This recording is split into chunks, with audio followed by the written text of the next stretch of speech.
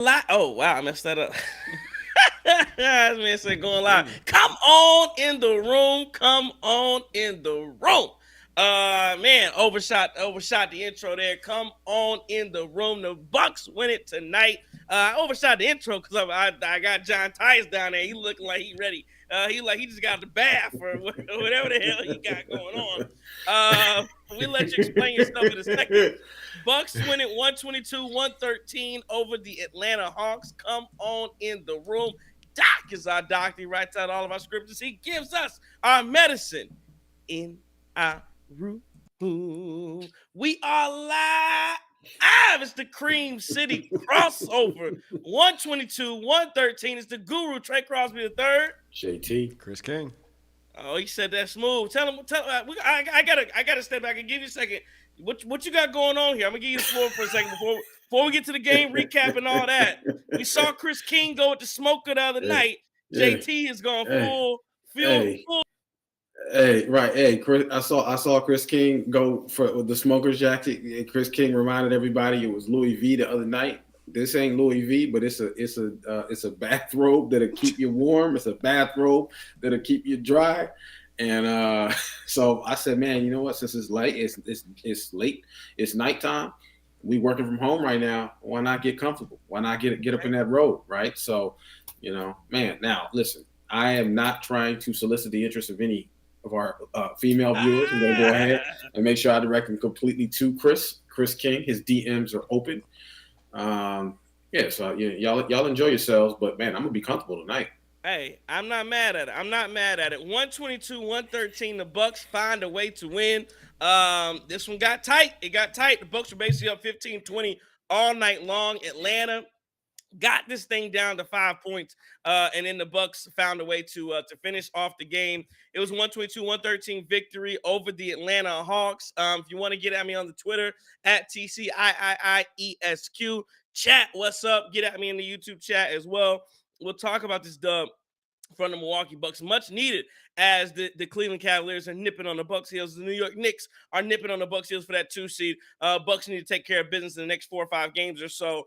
Eight games left in the season, but these next 4 or 5 pretty important to go ahead and create that distance and make sure you keep that 2 spot to yourselves. Let's do it as always. Let's get into the game recap. Sponsored as always by the law office of Daly M. Johnson. When you need defense off the court. Absolutely. When you need defense off the court, what kind of defense you need? You need criminal defense. You need trafficking OWI defense. What's OWI stand for? Somebody tell me. Operating while intoxicated. And something like that. The TROs and injunctions. You got the temporary restraining orders. It's a delicate, urgent matter. You need timely and knowledgeable representation. It's crucial to avoid further legal complications, and Attorney Johnson specializes in these time-sensitive situations, providing skilled guidance to protect your interests. Call the law office of Daly M. Johnson, 608-893-8370. He's serving South Central Wisconsin, 411 West Main Street. Go to his website, www.dmjlaw.com. Sign up. Free phone or in-person consultation. That's the law office of Daly M. Johnson. You need defense off the court. And he's sponsoring the game recap. And it goes like this.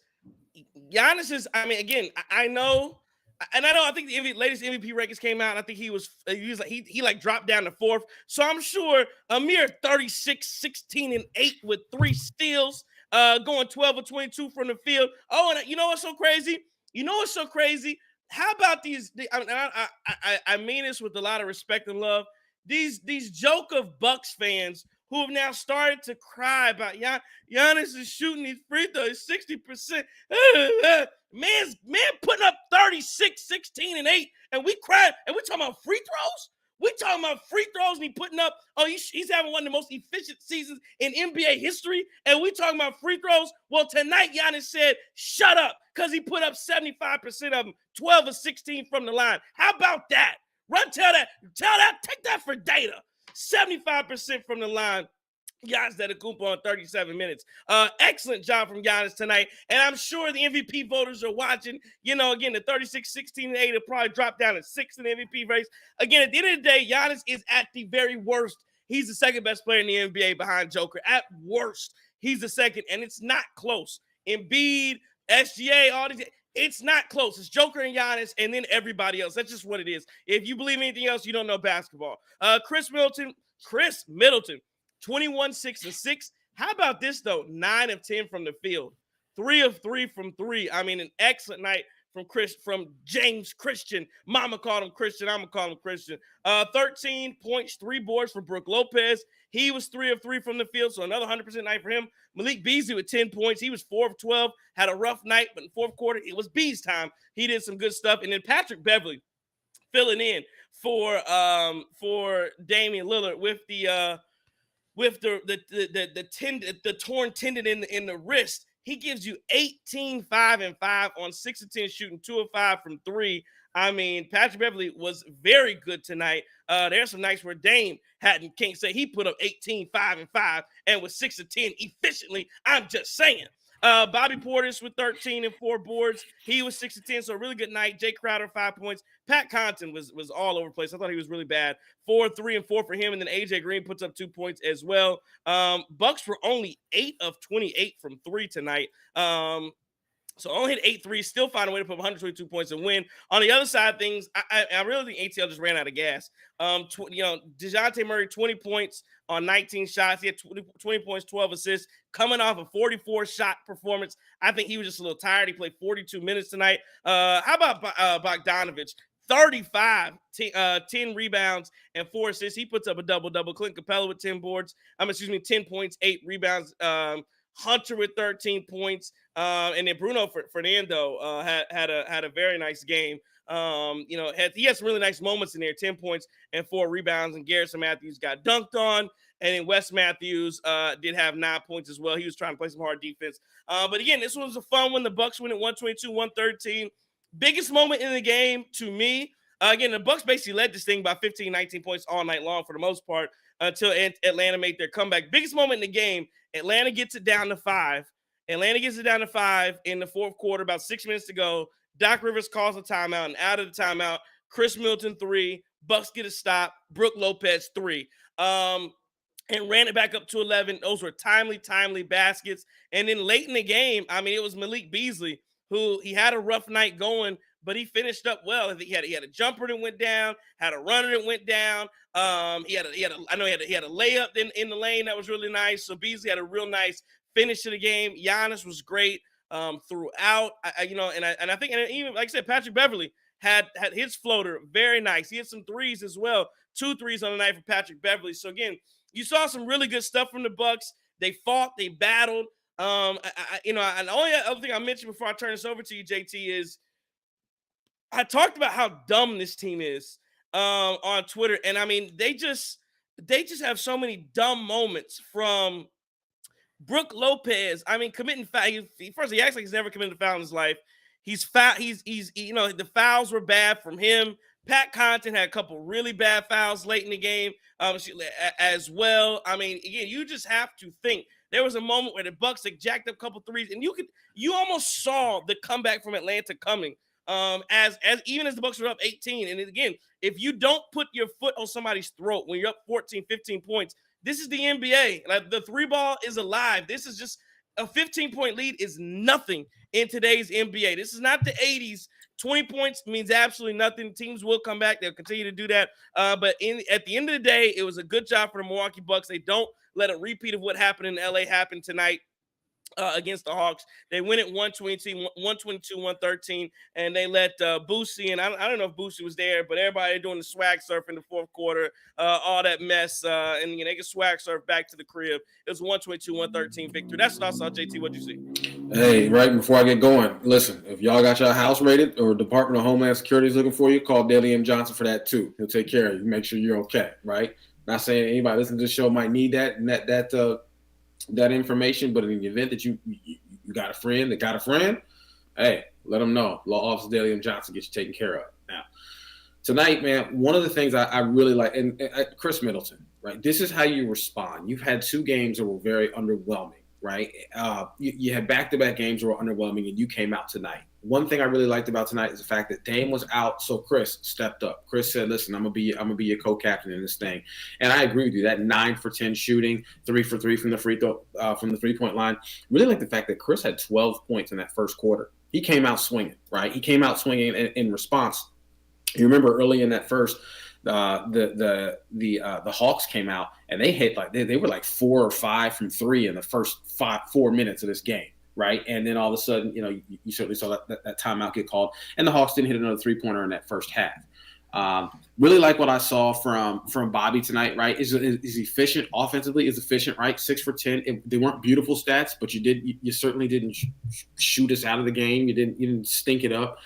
You stepped up. And again, Bobby finishes tonight with 13 points, right? Not overwhelming, but again, you helped us out. Another key contributor, right? Patrick Beverley. The value in Patrick Beverley, right? It continues to just reveal itself throughout this season. And what I mean by that is we talked about him defensively. We talked about him as a mentor. We talked about him as a communicator on the court. But when Pat Bev can step in, for Dame and give you an efficient, right? Because it's not just about the 18, but to give you an efficient, like you said, 6 for 10, 2 for 5. Man, you just got to appreciate that, right? And it just shows you that we have talent, we have gamers, we have a supporting cast, and we put it all together. It was really impressive that we had 6 guys going double figures tonight.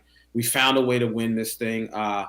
It was an ugly 3-point night for the Bucks, right? We made four threes in the first half. I mean, finished, like you said, we finished 8 for 28. Oof, that's not great. But we found a way to get it done, and I'm just glad that these guys kept fighting. They stepped up as a team, didn't fold, especially when the pressure got hot in that fourth quarter. And good solid win for this Bucks team.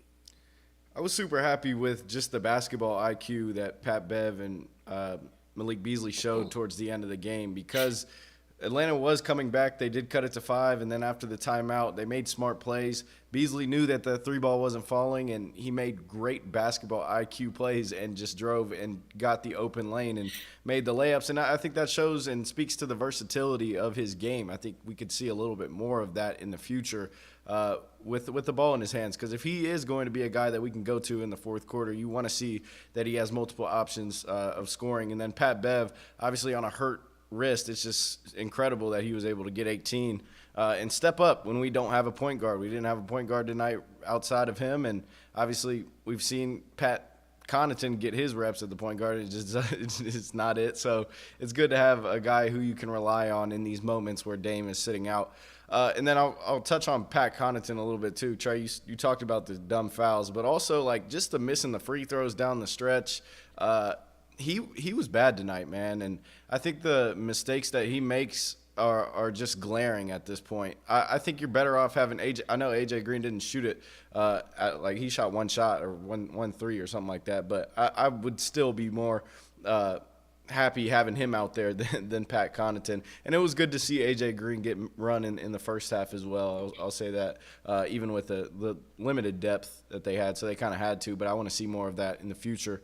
But yeah, and then towards the end, Brook, I think he got outworked. I like the 3 he hit. Obviously, that was a big one. But I think he got outworked by Bruno Fernando, and it showed the offensive rebounds, the and one off of the putback, and just he looked like he didn't want it. It looked like Bruno Fernando was taking his lunch money out there in crunch time, and that's not something you want to see down the stretch in the fourth quarter. And I think that allowed them to get some momentum and trying to come back. But yeah, I was super impressed with the IQ and the basketball plays made down the stretch by Beasley and Pat Bev.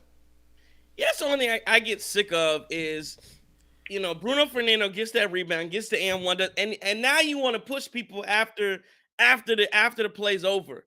Like, push people, go. Why don't you put hands on somebody and go get a rebound? Why don't you do that? Why don't you put all that energy in boxing guys out for the rebound versus after the play? Now you mad because he looked at you. He should have looked at you. He should have smacked you upside the head because you didn't want to go get a rebound. I can't stand. That's the only stuff I can't stand. I don't think Bobby was in on that play, but that's kind of stuff I can't stand from some of our guys is, we want to do the tough guy stuff. We want to get all upset. But again, the time to do all that is in between the lines. Not after the whistle's blown, not after you give up the N1. It's before all of that. Do your dirty work then, so you don't have to be crying when somebody gets a rebound over your head and you're mad because they outworked you and they looked at you. So I don't know. That's just a personal thought there. Todd says Dame who? Yeah, no Dame tonight. We will get into the Dame Lillard stuff just a second here. Josh Davis says Dominic Wilkins said on the Hawks broadcast the Bucks will be a problem for the East in the playoffs, and specifically that they would give Boston trouble. Yeah, I was watching on NBA TV tonight, and he did say that. I thought it was who's the guy that he's with? Does anybody know the play-by-play guy? Bob Rathman. Man, Bob. I actually met him. He's a hater. Man, he hates Giannis's free throw routine. I mean, dude is like, he was, I would say visibly, I didn't see him, but just audibly was just, it happens every night. I've heard the Hawks do Bucks games, and yeah, he's just not a fan of how long it takes Giannis to get the free throws up. But it's not just like the routine, it's the whole, and again, Giannis does it. And I think, and again, I go back to this because so many people on social media had a lot to say about Giannis and his free throws, but, again, he misses the free, when he gets to the line, he used Giannis a lot of, especially in the games getting late after the first quarter. Giannis is going to take a walk to the half court line. He's going to stand for a second. Now everybody's getting lined up. Referees got the ball, holding it. We're waiting. Giannis got to walk back to the free throw line. He has to do a fake free throw attempt, and then he's got to get the ball and take 10 seconds to shoot his free throw. So again, it does take a long time for Giannis before you even get to the 10-second count to get his free throw routine going.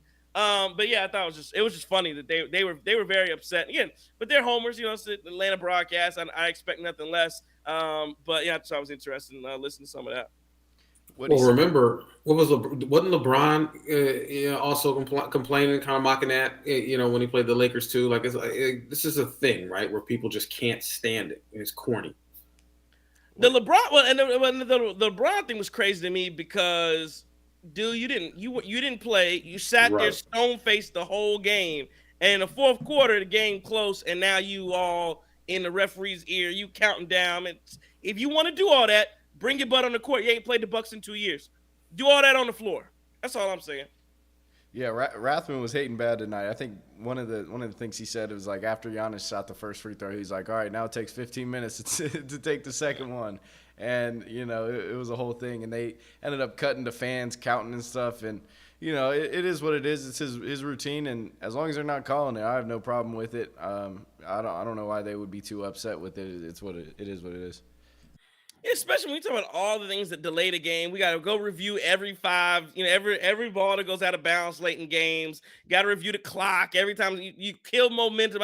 I've been watching these college games, and it seems like it happens more in these college games than the NBA. But every late shot, they got to add a 0.2 onto the clock. I'm like, dog, we got to wait 3 minutes so the refs can go to the monitor and add 0.3 after a 3-ball. And it's just like that has to kill the momentum of a basketball game. But again, y'all shooting free throws. Come on, man. We're not serious. I don't know why people get upset about it. And again, and it's his routine.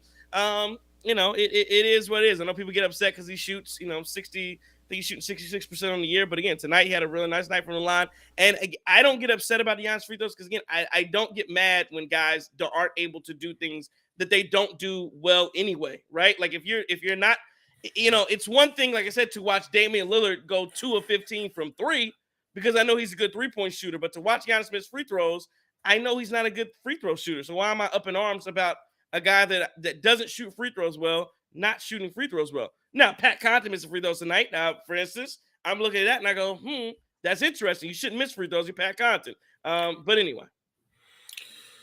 Yeah, the only thing, and I don't want to harp on this too much, but the only thing I'll say about the Giannis free throw routine is, listen, I certainly hope he's not getting called for this. I hope in the playoff we don't start seeing the refs do goofy stuff and start trying to call him for free throw violations for taking too long, right? I certainly hope, because like we talked about this a long time ago, and this may have been very early on in the season when we said those calls are relatively arbitrary anyway. Right, like sometimes they call it, sometimes they don't. So I certainly hope this does not become an issue for the Bucks, and the refs just kind of continue to do what they do and just let that slide. Because quite honestly, they seem to do that for numerous different players, and I don't want to see this become a material issue for the Bucks.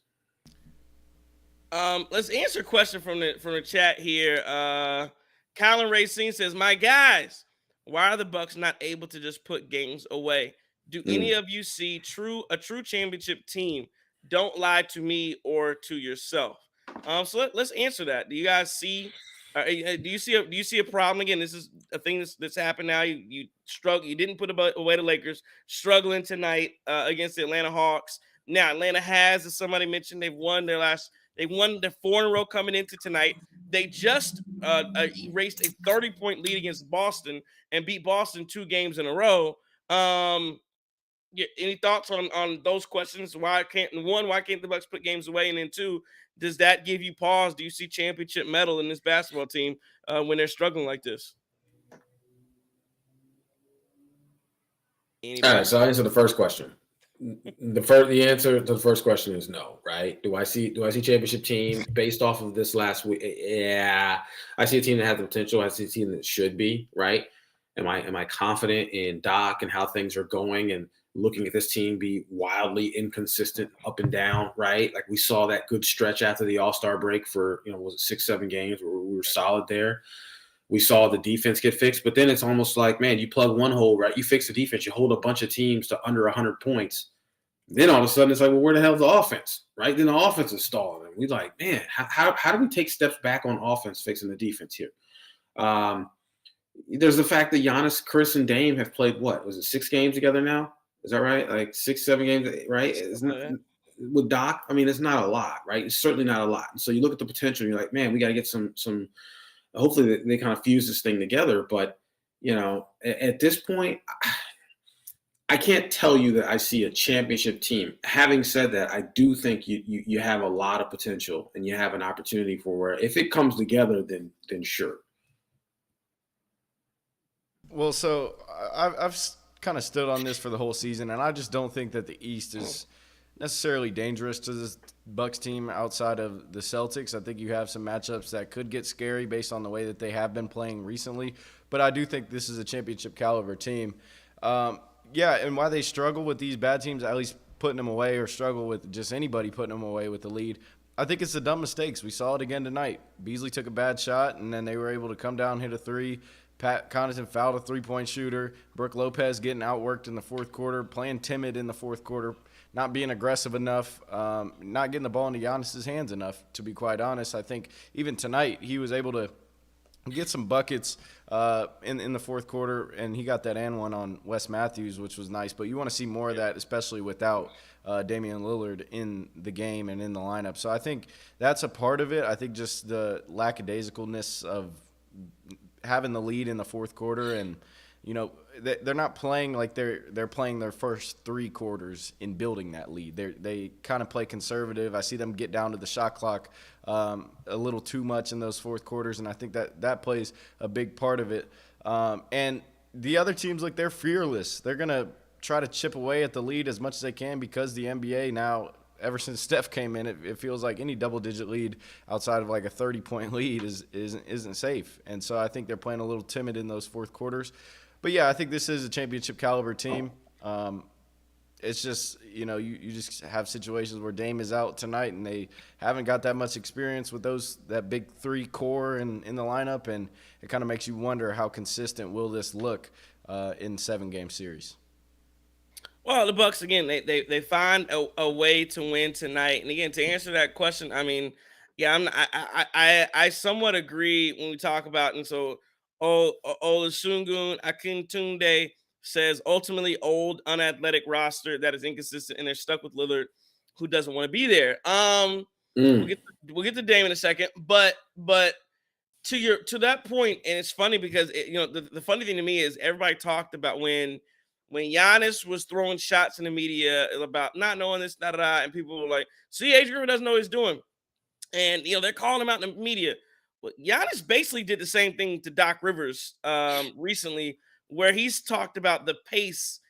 They need to move faster. The pace needs to be faster.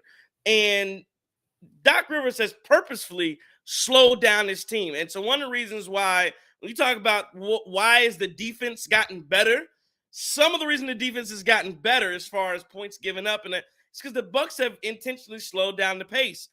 But that's probably also why you've seen the Bucks offense. They are scoring 4 points less per game in the Doc Rivers era. Everything is slower about this team. And when you have a guy like Giannis who is constantly, I mean, he's a terror going to the basket and in transition, and you essentially slow that down and stop that. Again, you're going to have a team that has to play in the half court and has to execute over and over and over again. And again, it's tough to do that when you're just not hitting shots. So I do think you need to see the pace pick up a little bit, and I think that will help. But there was a possession late in the game, and I guess it goes back to just not being smart. There was a possession late in the game. I think it was 3.6 on the clock, and Brook Lopez gets it. And Brook Lopez has the ball 30 feet out from the basket. And Brook Lopez shoots every three. And he didn't shoot a ton of threes tonight, but he shoots every three imaginable to him. For every game he's in, these ill-advised threes, he just takes them. And with 3.6 to go, he drives to the basket. Of course, there's a shot clock violation. He moves like a sloth. So, and it's just like some of those decisions. Why? How do you come up with that 3 minutes left to play or 3 seconds on the clock? I do think, though, this team does have the reason they have the championship medals because they have Giannis Antetokounmpo, who has done it before. They have Khris Middleton, who has done it before. And again, I know that if Titonia was in here, he would disagree. But one of the keys to all this, again, we talk about the key being Dame. One of the keys, I know Khris Middleton can't shoot 9 to 10, but every night he's just not going to do it. But if Khris Middleton can I get a 7-game series before those games? Khris is giving you 20 points. Can he do that for 4 games?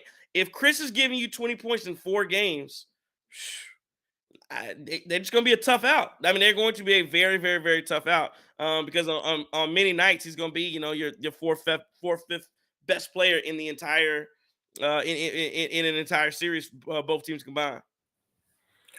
Would agree with that, and it's not just Khris, right? It's yes, Khris is that third option, and Khris is on. That makes us very tough, provided that Giannis and Dame are playing up the standard, as well. And actually, let me walk that back.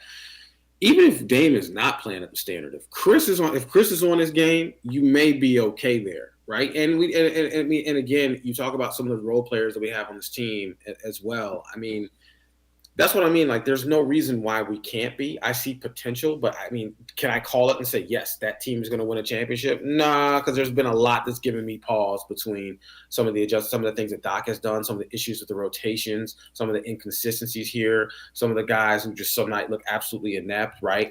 The fact that our stars are not playing together, the random personal reasons, just a bunch of weird stuff kind of going on. Yeah, it is some weird stuff going on, and it hurts the amount of ability to kind of gel with this group, and that's what you don't want to see, especially getting really close to the playoffs. But I do like to see Khris play like he's playing. He has these nights where he might be off, but that's it comes with just being a on-ball scorer like that. And for him to just be so efficient tonight and be able to score the ball at a high level, that's going to go a long way in the playoffs. And it's going to help Dame and Giannis more than we think. I think there are going to be games where Khris is able to get you 20, 25 on 11, 12 shots, and it's going to ultimately propel your team to victories. And so I love the way Khris is playing. The woes that he does face during the season sometimes where he's maybe not shooting the ball as well, I just think it's natural, and we're always going to need another scoring option like that, especially if the bench isn't providing what they need to provide. So I'm just happy that he's actually playing and will be hopefully healthy for the playoffs. Well, and that's gonna be a big thing. That's the big thing every year is the health of all teams. Everybody's got to be healthy. You got to be playing well down the stretch. Let's go to some Twitter comments. At He Manson says, so impressed with Pat Bev tonight. Gutsy performance. Our guy Justin from NC says, good strong win. I'm sure there are a lot of Bucks fans who would like it to be by more, but it's solid and it's a playoff team, play-in team. The Atlanta Hawks, I believe they're 10th right now, so I don't call those 8, 9, 10 teams playoff teams. Pat Bev's heart is crazy good, or at least 9-10. Pat Bev's heart is crazy good, and the fact he's playing is amazing. This team is fine and will be fine. See you in June. It is crazy to pack. There are a lot of guys who, with a torn tendon in their hand, in their wrist, would definitely pack it up, call the season. At Drew Behringer says Beasley showed a lot of mental toughness in the fourth. Insane Pat Bev game. Giannis, clearly the MVP of the league. Abu Drame Diomande says Giannis was great. We have to stop to switch everything. Middleton shows flashes of his old self. We move. At Deep Happy P says no Gallo. Yeah, the Gallo, and they showed a shot of the bench during the game. Gallo was sitting there, head in his hands. I know he thought, and he has nobody to blame but himself. I know he thought coming to Milwaukee, I'm gonna have a chance to win a ring. I'm gonna contribute to a team. Doc gave him it's different from the guy that gets here and didn't get to play, doesn't get opportunity. They gave Gallo 5, 6, 7, 8 games, and he stunk, probably more than that, and he stunk it up. And I remember people, this was crazy. I won't get into it. But Gallo sucks. At Rough Reader says, who is the girl Pat Bev gave his jersey? I didn't see that. At Team Money NFL says they actually closed out strong. Much needed win. Good game without Dame. At Slim Reaper Money says when Malik Beasley shots going in, it's hard to beat us. And one more at Craig_RINV says some great execution down the stretch. You love to see it. Home games coming up. They're going to go on a run. Yeah, you have to think that the Bucks are going to go on a run, especially with the level of opponents that the Bucks have coming up. So again, at the end of the day, the Bucks find a way to win. They do what they're supposed to do. And again, this is a decent Hawks team. This is a Hawks team that has started to find themselves a little bit. And again, the Bucks just found a way to make sure that they preserve that victory and hold on to the 2 seed. Let's talk about your boy, Damian Personal Reasons Lillard. The word that we're hearing is that he is out, and it's his son's birthday. So he did not. So and again, I guess his son's got to be in Portland. So he traveled. So he did not travel with the team. The Bucks play, I believe, the Wizards next, right? When's is that the next game for the Bucks? If I'm right, or is it Memphis? The Bucks play the anybody know? I'll find. Oh yeah, the Bucks play the. I just found the Bucks play the Wizards. I believe they're on the road. Bucks play the Wizards on Tuesday. I believe Doc said it's likely he will not be there either. So it's a long birthday trip. It's a long. But that's so. But they said he may not be out. So I'll say. Well, I don't know how I want to reference this, because if it's kid's birthday, it's something kid related. I don't want to say. Of course, the birthday is more important than playing a basketball game, but you have a. Nah, that don't add up. I don't know how. Like, go ahead. You take because I'm always looked at as being a bad guy on Damian Lillard. I have thoughts about this, but I'm still thinking about it a little bit. So please take it away. Dame Lillard out tonight, personal reasons, and potentially out Tuesday against the Wizards for personal reasons. So your kid's birthday is. Does anybody know when the birthday actually is?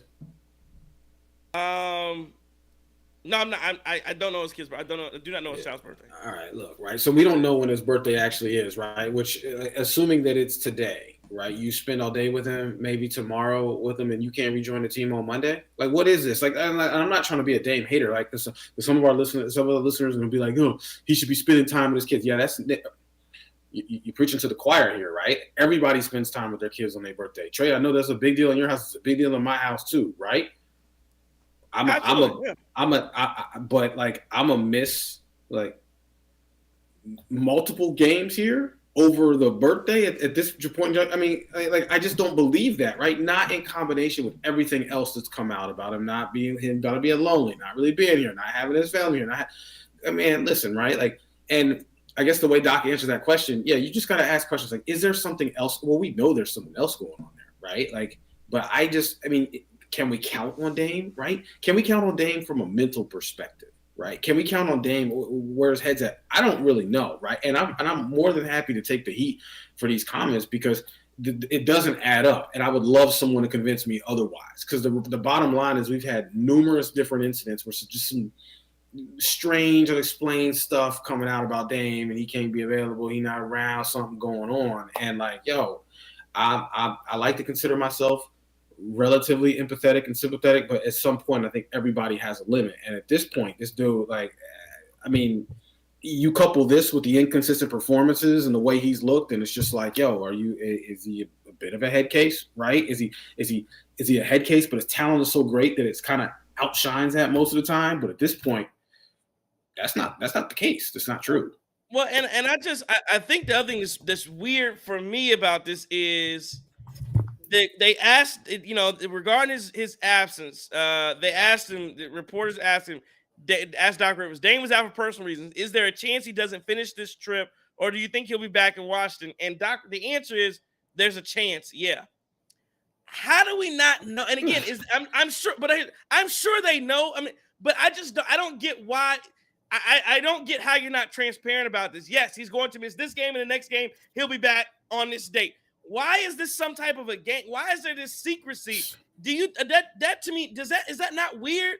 Is that not doesn't add up? What do you mean there's a chance he doesn't play in Washington? Like, what are we talking about? We got 8 games left in the season. Right. Giannis, Damian, Khris have played 5 games together under your direction, and we don't know. We might play together. I don't know. We'll see. It was on a certain date. What is happening here? And like, it just doesn't add. If the birthday is the real reason, right? What is happening here? Like, this does not make sense. Now all of a sudden he can't rejoin the team for this road. Like, I guess, man. I guess, and I know the Dame stands are going to tell us that we don't deserve him. We don't, and what does that have to do with the facts here, right? Like, that's my only question. That is, what does that have to do with the stuff not making logical sense here?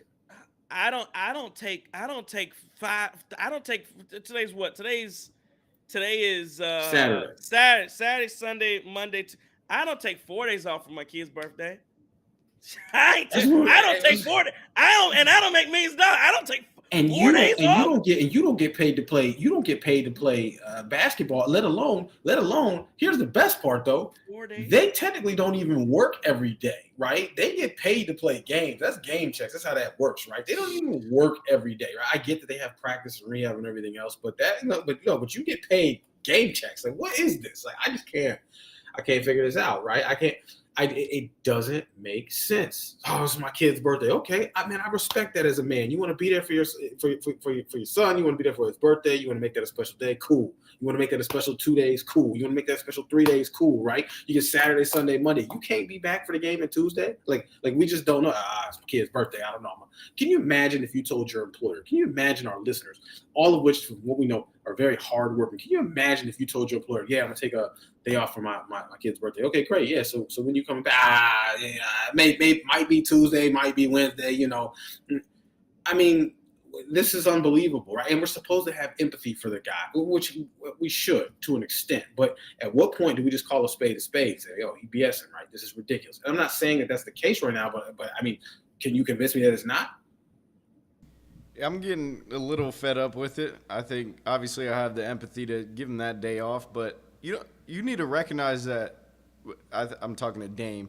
You need to recognize that you guys are disappointing. You need to recognize that you three, really the big three of this Milwaukee Bucks basketball team, has not been great together and has some issues there. And I think the higher ups, even Giannis and Khris, but Doc Rivers, John Horst, they need to recognize that, look, these guys need to be on the court. And to miss 2 games, not just the one, I'm fine with that, but 4 days later to miss the Wizards game, that's where you run into a real issue to me, because you need the reps. You need as much possible court time with those guys as you can get. And it feels like almost you're letting the team down at that point. Obviously, it's the Wizards. I know it happens. People sit out all the time against teams like that for load management and stuff like that. But at this point in the season, I don't get it. I don't see why you can't make it back. And yeah, it's tough for me. I'm getting a little fed up with this whole thing, because it's just causing attention to the Milwaukee Bucks team. And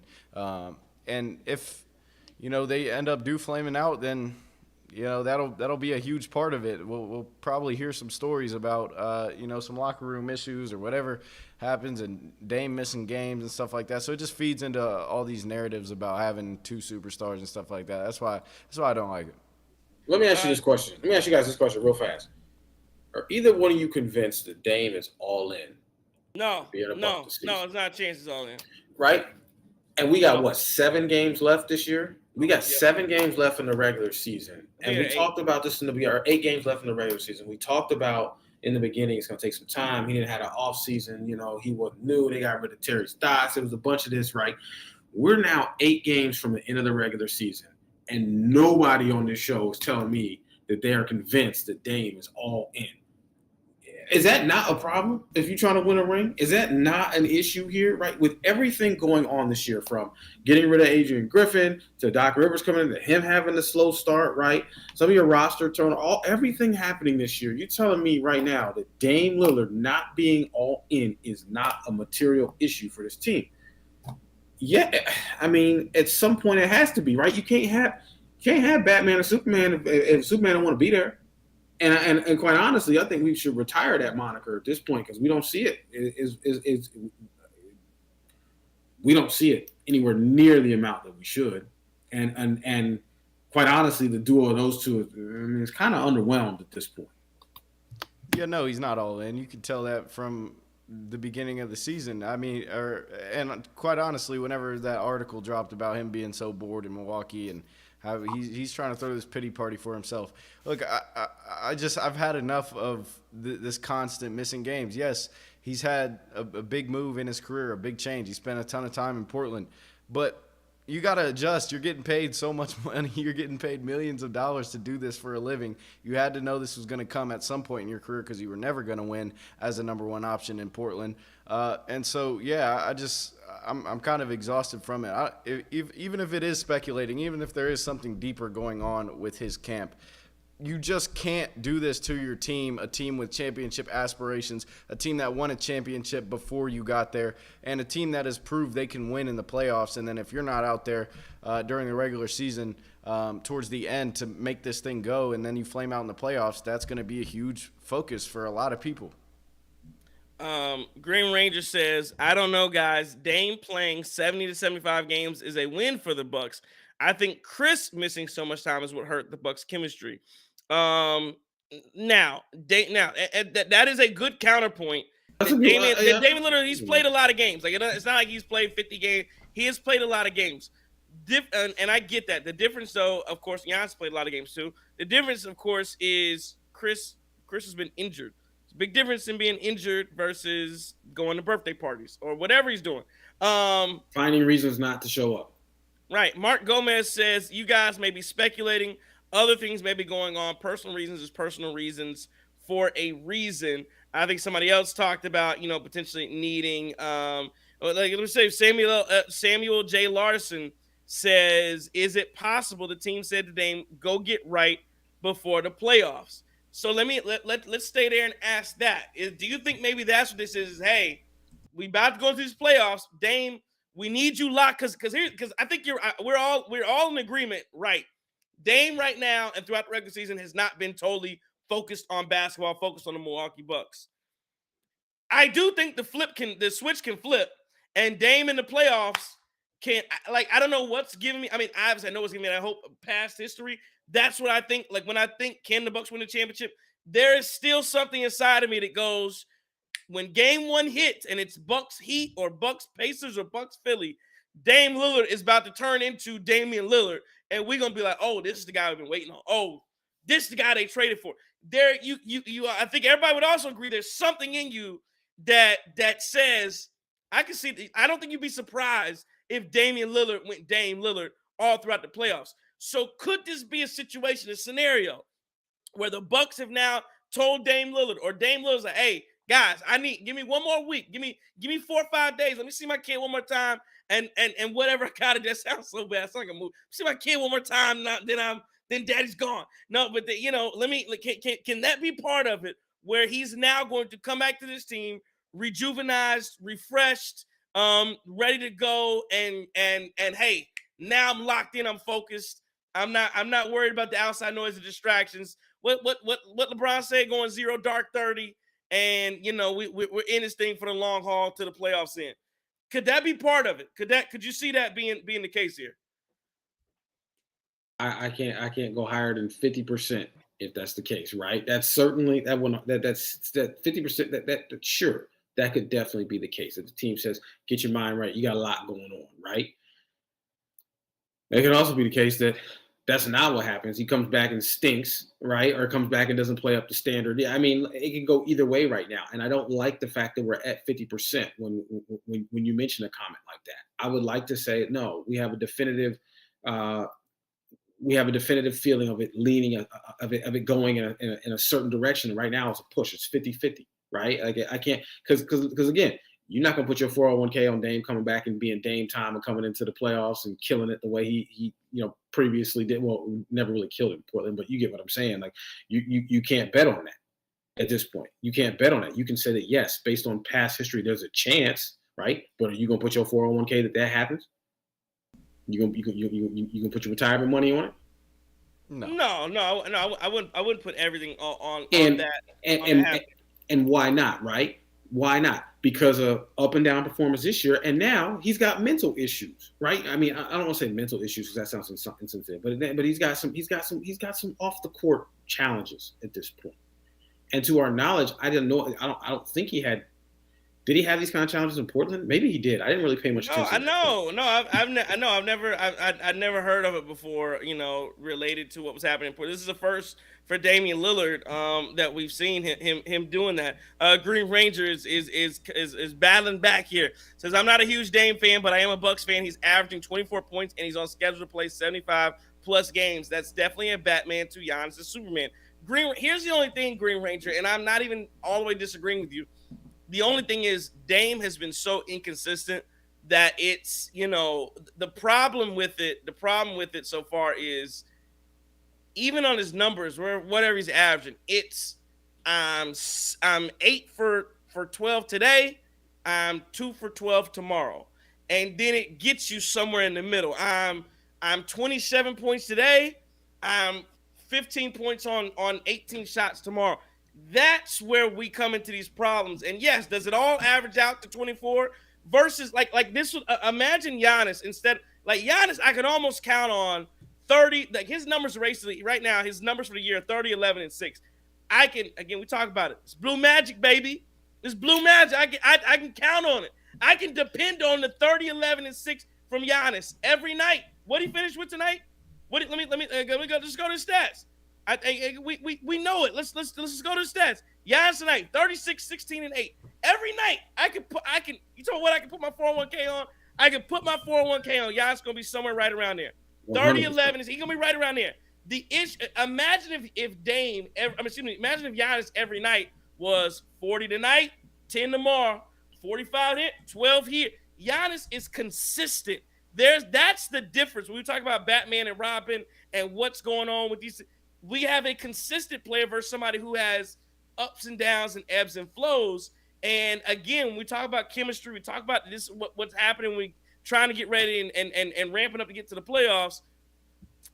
These are the things, and I get it. It's not fair to Damian Lillard in some ways that he's played 75 games, but Khris was hurt. And again, I don't think, and I know we talk about Khris Middleton being out. I think there's a comment in there about, Khris was out a month with an ankle sprain.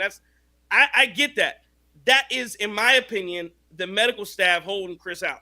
And whether Khris can play or not, I not for the life of me do I think Khris was like, nah, I don't want to play.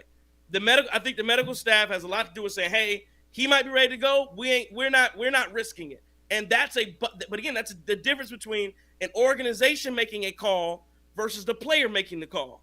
And, with his injury history, yeah, he's probably got to listen to what the Bucks training staff is going to say.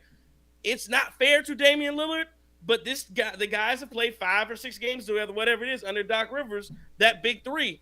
You need, to me, and I think somebody else in the comments saying, well, it's just the Wizards. We need them for this game.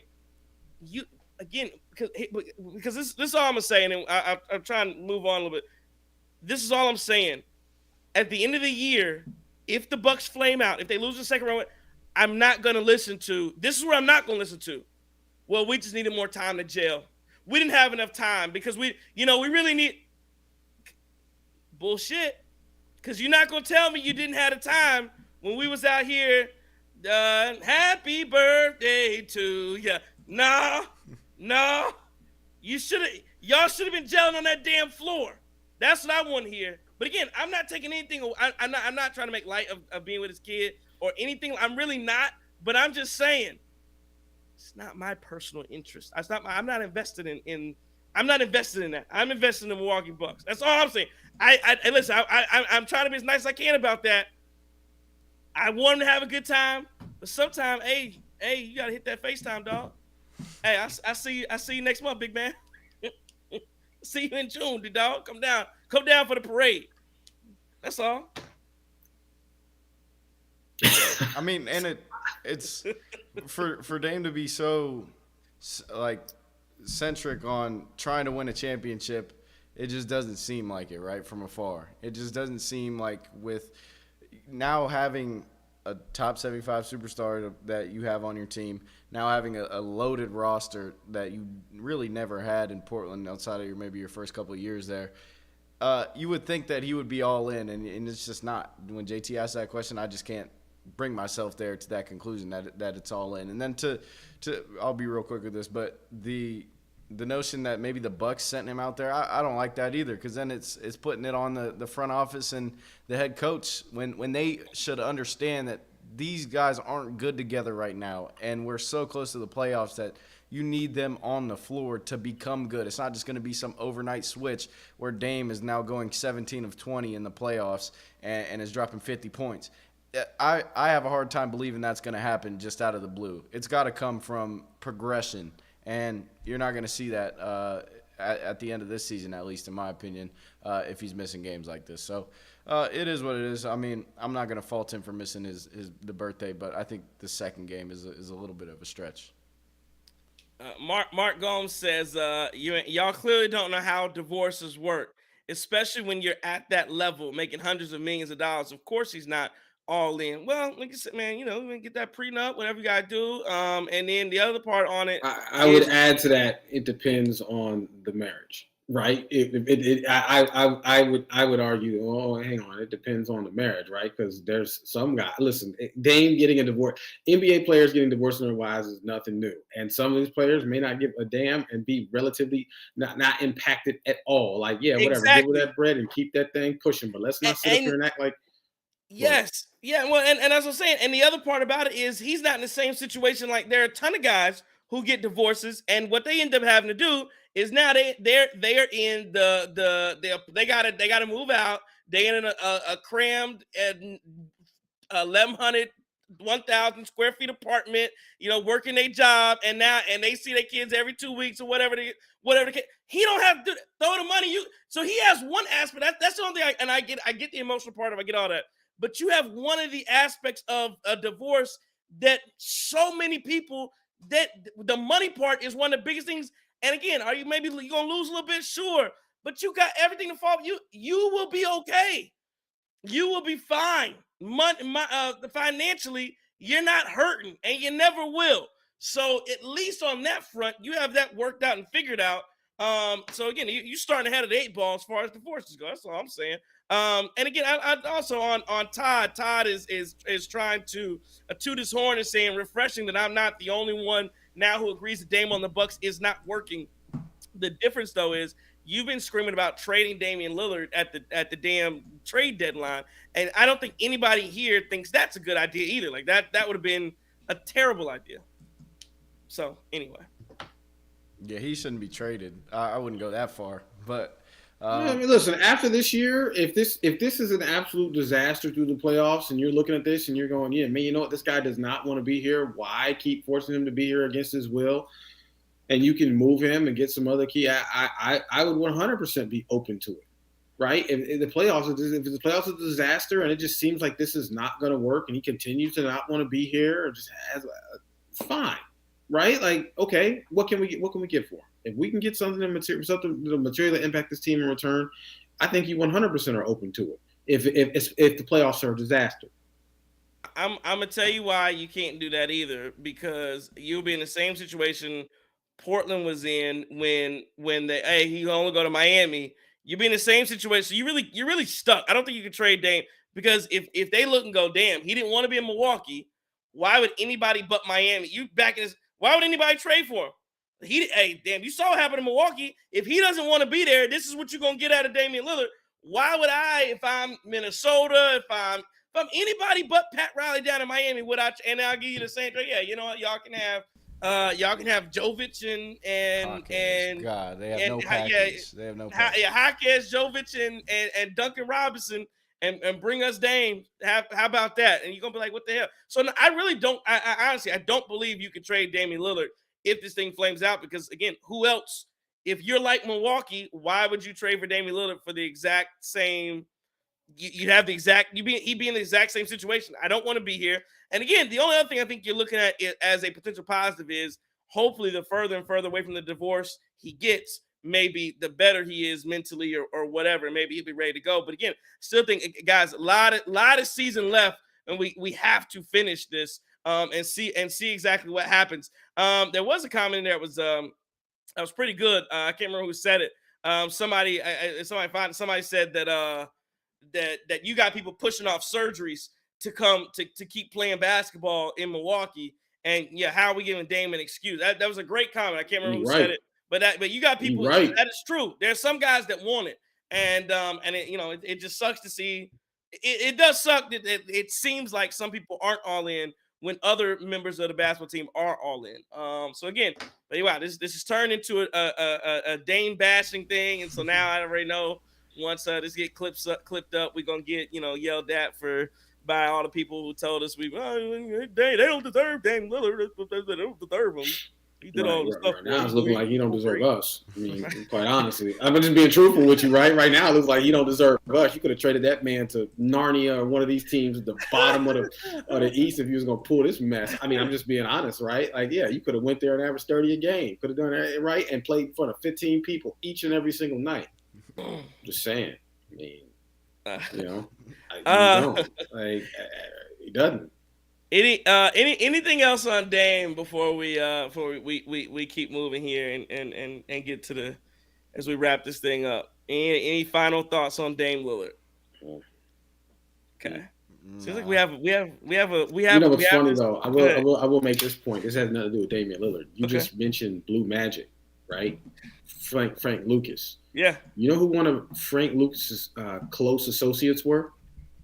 Who was that? Fellow by the name of Melvin Combs, also known as Diddy's dad. Oh wow, that surprised me. He was killed when I think Diddy was like 2 or 3 years old when Melvin Combs was killed. But yeah, Melvin Combs, close associate to Frank Lucas, Mr. Blue Magic himself, also, whose story was shown in the movie American Gangster for our listeners out there that are movie buffs. So yeah, go figure, man. Melvin Combs and Frank Lucas, there was a connection there. There you go with the facts. I like it. There go the facts. Mark Gomes says that was Dame's high school sweetheart. How do you not? Oh, maybe he's talking somebody else. How do you not know this? Everybody can't be Kobe. Okay, I don't know what I don't know what that was a response to, but okay. Because Kobe didn't, because Kobe was cheating on his wife and she was about to divorce that man in 2011. And Kobe didn't Kobe kind of publicly didn't look like he really cared. I mean, he gave her a $4 million ring. He threw the rock. You want to throw the rock, right? Like, I mean, throw the rock, get that thing back together. That's my guess. I think that's what Mark Gomez is saying. That, like, some players actually love their wives that are impacted by this, and it certainly could be true, could not be true, but I get it. And then last one before we get off this, Mark Gomes says, fellas, they've played enough games to be honest, and it is what it is. If they haven't figured it out thus far, these next 7 games won't make much of a difference. They are what they are, on to the playoffs. And again, Mark, I just adamantly, I disagree with that, because we could argue that, but again, you can't, when you fire your coach in the middle of the season and Doc Rivers is not coach of the team. No, I'm not. If Doc Rivers has been the coach for if this has been the team the entire season, I'd agree with you. But Doc Rivers has come in, he's changed some things up, and under Doc Rivers, that group, that big 3 group, has played 5 or 6 games together. So no, I think those 7, and again, you can't. I can't go there when literally every 5 minutes, Doc Rivers gets to the press conference and talks about, oh, we need all these practices. We just did that in this practice, and they start talking about how things are different. You can't give me all that talk about all these changes that you've made and how, oh man, we just don't have enough practice time and I got to get them on the court. You came in doing all that talk, and now the talk that, well, it's just 7 more games. Don't matter. None of this matter. No. I can't get down there with you. And again, maybe I could if you hadn't fired your coach. And I thought, okay, yeah, this is what it's going to be. But when you make the decision to fire your coach, it's all in the middle of the season. It's almost like everybody has to lock in again. And it's almost like a new season has begun, and you guys got to figure that thing out one more time. And so, again, none of this happens if you don't fire your coach, though. Remember that. None of this happens. But when you do that, Now you have to regel and get that thing figured out. So again, that's how that goes. Let's see. Green Ranger says trading Drew was not a mistake. They didn't get out of the first rounds. Only mistake if the Bucks missed the playoffs. Yeah. Robert Henry says still think we will end up as a 2 seed. Yeah, I do. I absolutely do. Especially after these next 4 games are going to really determine that. And then Iron Man Clad TV says somebody get Glorilla to Milwaukee. Yeah, Glow. That's what we need. Hey, that's what we need. That's all we need. Get Big Glow in there. Hey, let it perform at halftime. Something. However you gotta do it. I'm with it. I'm all on the Big Glow, Dame Lillard, whatever he has, whatever he needs. Big Glow, Sexy Red, whatever you need. Hey, get it to him, and so he can so he can feel better about his life. Because I don't care, whatever it is, get it to him. I don't know. Let's do some game balls, man. Let's get out of here. Let's do game balls. Game balls after 122-113 win. Milwaukee over Atlanta. Who you guys got? I'm going Khris Middleton. Khris Middleton going 9 for 10 from the field, 3 for 3. Very, very solid night for Khris Middleton. Way to step up, way to bounce back after having 2 games. And if I had a second game ball, I'd give it to Patrick Beverley, right? Because Patrick Beverley, doing things that we're not even asking you to do, right? Just adding value everywhere. Certainly had a huge impact on tonight's game as well. But I'm gonna get his thing to Khris. I'll go with Malik Beasley. And right, even though he I got swore my foot, my bad. Even though he didn't perform well throughout the game until the final minutes, I just thought that it took so much maturity of him to be able to recognize that he didn't have it from 3 and then still find a way to go score for your team. And then ultimately hit a big one that pretty much put it away, put the Bucks up 13. I think that shows that he can be a reliable option to go to late in games because he can score from multiple ways. And, when he's had so much turmoil in the past couple of games where he's been the one taking the shots and they haven't always been falling, it's good to see that he can go and get a bucket for the team regardless of how he's performed or how he is currently performing during that game. What's crazy, Chris, is that's exactly where I was going to go. I was going to do Malik Beasley, but since you've done that, I'm going to go tried and true. 36, 16, and 8. I mean, you can't go wrong giving Giannis the game ball. And I'm going to make sure Giannis gets his proper respect, proper love, because apparently the MVP voters aren't going to give it to him. So I'll go Giannis for the game ball for me tonight. 36, 16, and 8. Played a really good game. And again, I thought he was just instrumental all the times, getting guys in foul trouble. And again, he hit his free throws tonight. So a good deal from him. Let's look quickly around the NBA. What's going on? The Boston Celtics beat the Pelicans tonight, 104-92. The Orlando Magic win over the Grizzlies, 118-88. Get the dub. Only 3 games on tonight. So that's about it going from there. Other news, I did watch. I don't know if you guys did. I watched a little bit of LSU tonight, this afternoon. So I checked that out. Got a live bet in on Angel Reese and Flage and those girls. I actually didn't watch the game, but I did see that Caitlin Clark and Iowa won. So it sets up an Iowa versus LSU women's. Are they in the Elite 8 or is this Final Elite 8? Elite 8. Or is it Midwest or whatever? Do they call it Elite 8 for the women's tournament? I don't know. So. Yeah, I think it's Elite 8, right? Yeah, so they're the Elite 8, and then I know USC is playing UConn in the Elite 8, so some good women's games that are coming in on the men's side. Alabama just wrapped up a dub over Clemson, and who else won today? UConn beat the dog out of Illinois, which is crazy to me. So So again, we're back, and we talked about it a little bit on RHs and Qs earlier, but yeah, it's gonna be a fun one. Duke and NC State, little ACC action, and they'll have the remnants of the ACC coming up at some point. Of course, the Milwaukee Brewers get another dub over the New York Mets. They were throwing at my guy's head today. So after what's my man's name? Rhys Hoskins. Rhys Hoskins, he's out here bombing up the Mets as usual. So some good stuff happening. Any comments on any of that before we rock up out of here? Man, really looking forward to that LSU Iowa game, that rematch from last year. Caitlin Yeah. Caitlin Clark is incredible, man. And looking at some of that game, her passing ability as well. It's not just Steph Curry like 3-point shooting, right? It's her passing ability, court vision, is certainly incredible. So I'm looking forward to seeing LSU and Iowa have a rematch here. Man, might even throw in some bets in. I saw Caitlin Clark. I think the over under on points for her was like 33.5. So I wonder what that's going to be for that LSU game. But here's a piece of free advice. Take the over on Caitlin Clark. She probably hits it all the time. Yeah, I'm very excited for that game. I think it's going to be a good rematch. I think Iowa has a lot better of a team. They've got the experience now, and LSU obviously is defending national champion, so they're going to be playing for something. And they punked Iowa, to be quite honest, in that national championship game, and we saw all the antics late game with Angel Reese pointing at the ring. So we'll see what happens this year. I'm excited. It'll be definitely a good game. A lot of eyes will be on it. A lot of eyes will be tuning into the women's basketball tournament, especially with all the stars that they have. And so it'll be fun. On the men's side, I just feel so bad for Jamal Shedd in Houston, man.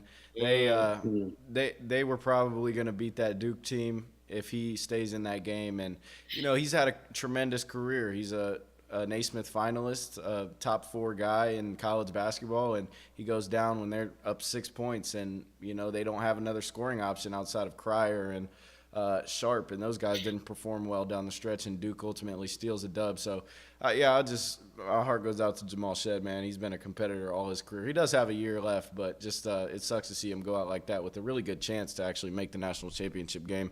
And then, the Brewers, shout out to DL Hall tonight. Had a good debut with the Brewers starting pitcher, and the bats have started off hot. That's how you want to start off a 162-game season. I think they made some decent moves in the offseason, but they are ultimately relying on their farm system to kind of perform. So I think we'll see a lot of development from this Brewers core, and I'm excited. They start off 2-0, and they're playing a good Mets team, so it's always good to see them start off hot, and hopefully they can keep it going. And then, like they said, Reds lost, Cubs lost today, so already trying to build that standings lead. When's that LSU game? You might know. Is that Monday? Let me see here. Yeah, it should be Monday, right? Because they go Sweet 16, and then they play the Elite Eight game in that same week or same window. So it should be Monday. I believe. Yeah. Well, actually, all I'm saying is, come for the Caitlin Clark, stay for the Flage. Flage is, she's quite, again, I know Angel Reese gets all the credit over LSU too, but Flage is she, to me, she keeps that engine going and saves that basketball team. Don't forget about Haley today. Haley down there cooking too. Yeah, absolutely. Okay, so again, a good win for the Milwaukee Bucks tonight. Any final words after the Bucks do get the win, 122-113 over the Hawks? Any final words there on the Bucks getting it dub? Hey, man, stack this one up there with the next one. Let's get it going. Let's keep this thing going. Let's get some momentum going. Most important thing was that they got the win tonight. That's all that mattered for me. And being able to respond after 2 losses that you probably shouldn't have taken. Just very excited that they were able to pull this one out. And, without Damian Lillard, it was a good showing. So, yeah, and then happy Easter. Yeah, absolutely. Iron Man Clan TV says, not gonna lie, the women's tournament has more star power than the men's. The entire NBA draft class just seems underwhelming to me. And then Brenda Word says, I'm late. Happy Easter, Resurrection Day. So yeah, absolutely, happy Easter. Appreciate that, Brenda. Everybody out here, absolutely. So yeah, good night again on the Bucks side of things. Again, you find a way to get the dub, and again, that's kind of all that matters. You find a way. Looked like it was getting to the end of the thing late, and you may not have pulled it out. But again, you build on your the mistakes that took place against the Lakers. You don't blow the lead this time, and you find a way to get the dub. So again, good stuff from the Bucks. They'll be back in action Tuesday night against the Washington Wizards. We'll see if Dame's there. I don't know. He might be still blowing out some last minute candles or whatever he's doing. Appreciate everybody for watching the show, listening to the show. I want to thank our sponsors, as always, the Law Office of Daily M. Johnson. When you need defense off the court, contact Law Office of Daily M. Johnson, 608-893-8370. 70. For all of your criminal defense needs. I want to make sure, so make sure you like, follow, subscribe, everything Cream City crossover. Appreciate it. We need those. And again, it just helps us put out a good product for you people. So again, we thank you 100%. Thank you for staying up with us and watching us tonight on the Cream City crossover. Make sure you tell a friend and tell a friend and tell another friend about the Cream City crossover coming at you live after every single game. This has been a Cream City Media Group production from the Guru Trick Cosby III. JT. Chris King. Sorry, that was me. If It's I late for am everybody. your enemy, it's only because I dare to tell you the truth. Don't take no wood nickels. Courage.